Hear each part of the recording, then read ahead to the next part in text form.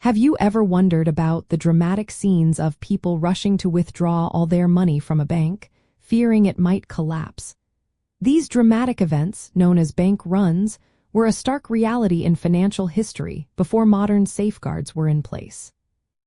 Before the Federal Deposit Insurance Corporation, or FDIC, was established in 1933, bank runs happened because deposits were not insured. If a bank failed, depositors often lost their entire savings, leading to widespread panic and a rush to withdraw funds from other banks, even healthy ones, which could then cause them to collapse as well.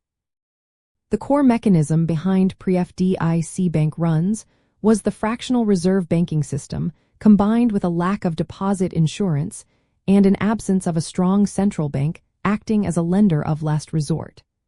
Banks held only a fraction of deposits in cash, lending out the rest.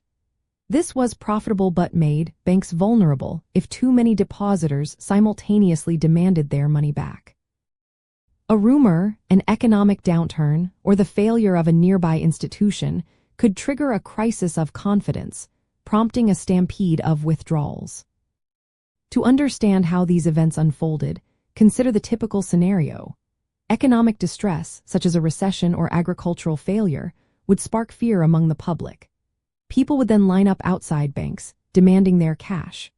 Since banks operated on a first-come, first-served basis and did not keep all deposits on hand, the first people in line might get their money, but those at the back often found the bank had run out of funds and had to close its doors.